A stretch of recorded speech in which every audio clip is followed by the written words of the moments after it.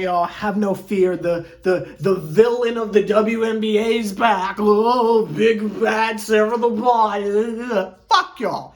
Anyway, so let's get to the shenanigans real quick.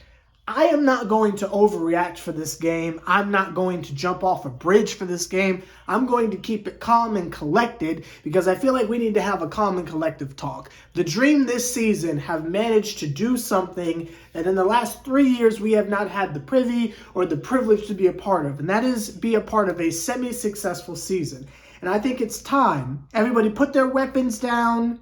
Everybody put their pitchforks down and let's come together and come to the realization that we need to fix this shit before the offseason gets here. Or before the postseason gets here. Because we have a chance to do something really special and I feel like we're starting to free fall a little bit and we need to reel it back in. Like we just won 7 games in a row. Now we're sliding 2. Okay, maybe Connecticut just had our number, some shit like that. I don't know. Well, actually, I do know, but we're going to ignore all the valid criticisms I have of the team just for a second, and let's just reel it back in real quick and remember that we don't want to fuck this up. We're having a good season, and 2 bad games shouldn't derail everything. So let's come back together and let's try to figure this out correctly. I'm talking to you, Coach Wright, but let's just try to figure this shit out. I believe that even though it is clearly obvious that we have a coach that does not draw plays, I think it's possible to rise above and get away with this.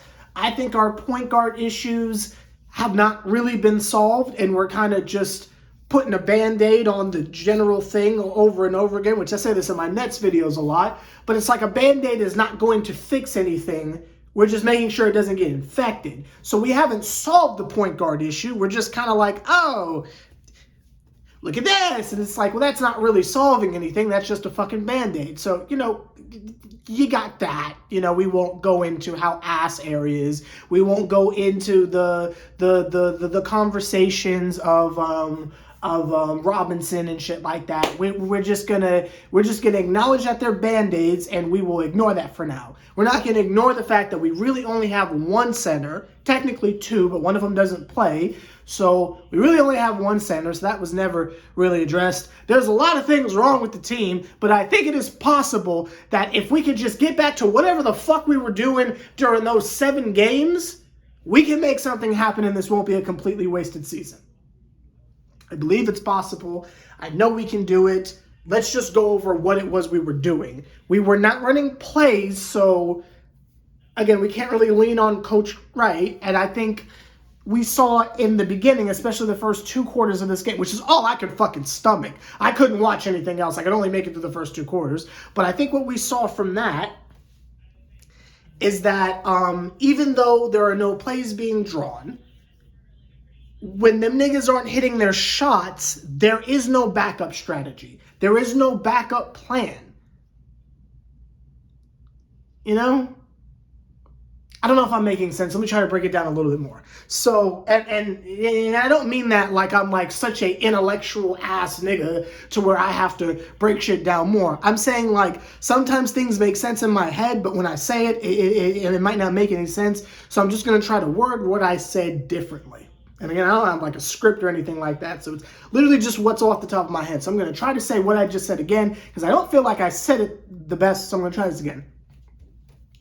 What we saw is when individuals are not hitting their shots, it is overtly obvious that we do not have an offensive game plan. If Ryan Howard is not just out the gate shooting the lights out, it is clear that there is no other backup strategy outside of ISO insert star player here. When Alicia Gray can't, hit the tough contested layups because they're not calling fouls, there's no backup plan. We're just not scoring, right? The fact that Arie comes into the game and gets our only field goal in the entire first fucking quarter, I think that kind of shows that there is a coaching malfunction there. But while it is the case, Just because we have one gigantic flaw doesn't mean we can't save the season, is what I'm trying to say. Just because we have one gigantic flaw doesn't mean we can't capitalize and do better. Unfortunately, it seems like in order for us to offensively be effective, we need them niggas to be hitting their shots. And I know some of y'all are looking at me like, well, Sever, it's a make or miss league, you know, blah, blah, blah, blah. If you don't hit the shots, you're not going to score. It should be obvious. Well, for other teams, when niggas don't hit shots, there are set plays to get people like even better looks or more open looks. Like Ryan doesn't have to always take a contested shot with 3 sets of hands on her. We have some other backup strategy to get an easier shot for someone. Not just, here comes the triple team, Ryan kicks it out to someone and they break a 3. Like there's an actual play. Because that's the point of drawing plays. So there's a plan of action. So in case niggas just don't hit their shots, we have ways to score. But it's clear that we don't have those. And if individuals are not superhuman and balling out of their minds, if someone has a tough shooting night, it's going to be difficult for us to score. Now, I thought the first couple times that Ari was able to put herself in the position to score, I thought she capitalized. Again, I don't know what the fuck she did in the second half of the game. I stopped watching at halftime. I couldn't do it. But in the first half, it was cool to see her be aggressive and try to do something because someone had to wake up and do something. But I think forcing yourself to score and get in a position to score, that can only take you but so far. Because you're factoring in, do you have the effort? Do you have the do you have the energy? Do you have the motivation? Do you have the hustle in you? Are you demoralized after missing shot after shot? Like there's a bunch of different factors into that. And I think just telling the team to play harder, that's not a play. That's not a solution. So when there are times where players just aren't able to ISO themselves to buckets, or when Cheyenne Parker is having issues scoring down low because the defense is a little bit more aggressive than usual, when swinging the ball to the right side of the court every single time and the defense picking up on that, when that shit doesn't work anymore, we don't have a backup plan. And though we like to pride ourselves as a defensive team, there are times where we are going to get out hustled. There are times where we are going to be, hustle's probably the right word. We're just going to get out hustled, right? That's when defensive strategies come into play. Like, are we, switching? Is it zone defense? Like, again, I'm not an X's and O's nigga, but like,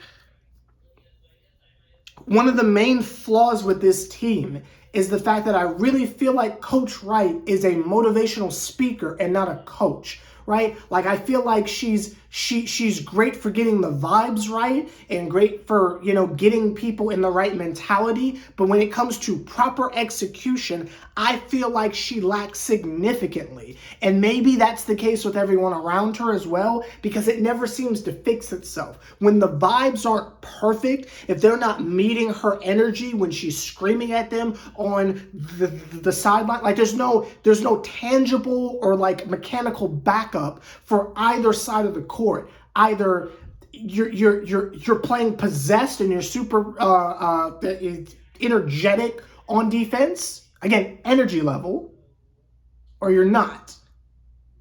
Either everyone's just locked the fuck in and hitting shots and the basket feels like it's an ocean wide, or you're not. And there is no tangible system, that's the word. There's no tangible system in place for when get after it and hustle harder doesn't work. Your coaching philosophy and your coaching system are two different things. I think Coach Wright has a great philosophy, but I'm not convinced that she has a system on any side of the ball. And when the vibes aren't 100% correct, you get games like this. And a lot of this shit is alleged. I don't want y'all to take what I'm saying as the gospel truth. Y'all watch the fucking games yourselves, come to your own opinions, but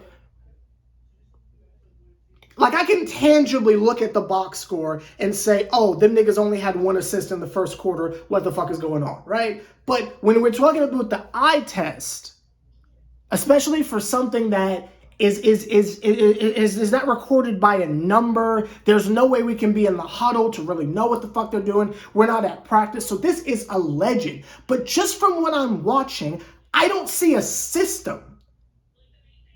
And I think when you just rely on the greatness of the individual players on the team and what they're supposed to do and what type of player they are, you're going to be disappointed.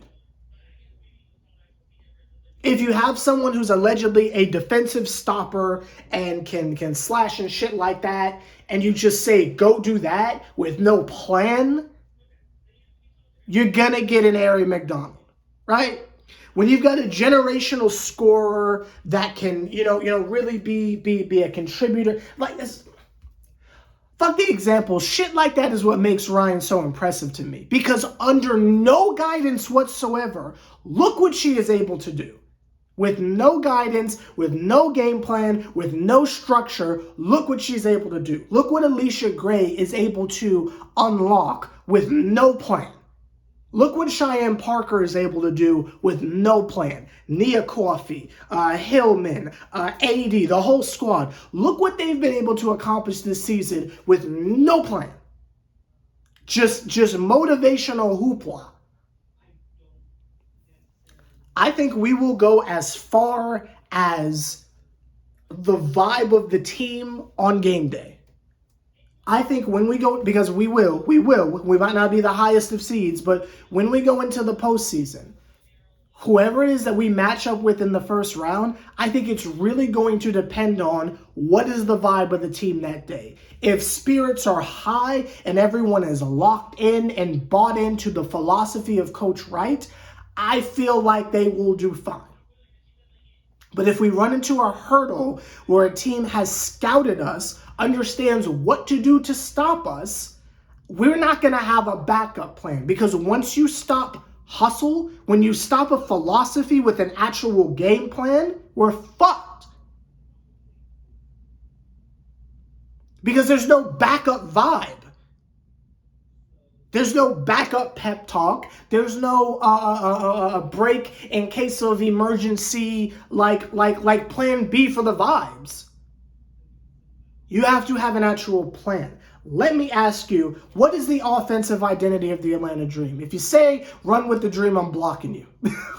Like, what is our identity offensively? It is ISO Ryan. Not that it's not successful, not that we didn't just have a 7-game win streak off of it. But the fact that we have to rely on things as petty as chemistry tells you right the fuck there what the issue is. You look at championship organizations, I can't speak to the WNBA because I've only been watching 3 years, but if you look at the NBA, these niggas hate each other. But some of these best teams are able to get it together because of a system. Kobe, Shaq, Lakers, niggas hated each other. But they had the triangle. They had Phil Jackson. Kobe, no, not Kobe, sorry. Jordan, Scottie Pippen, Dennis Rodman and shit. We saw The Last Dance. Niggas hated each other. But they were dominant. They handled their shit. Draymond Green, Kevin Durant, Stephen Curry, all them niggas. That KD era, niggas hated each other. But they got the shit done. There are very rare times where niggas just love each other and it's some like kumbaya type shit and it works out. But most of the time, it is the system in place that is leading to championship basketball. Not just because they all just fucking get along. And I'm not saying chemistry isn't important at all. It is a very important puzzle piece. But the fucking vibes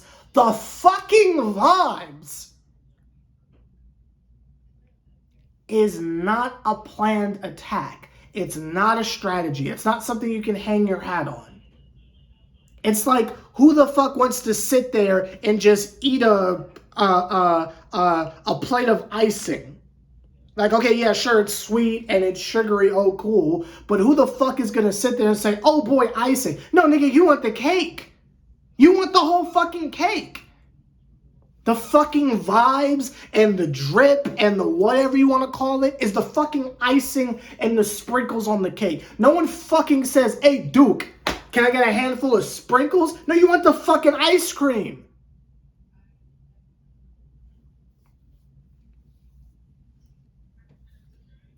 What I'm trying to say is I think it's possible for this season to be successful, and I think we need to reel it in to whatever the fuck it was we were doing during that 7-game win streak. Get the vibes back to where they fuck they were, get niggas to lock in and all that shit, because that's all we got.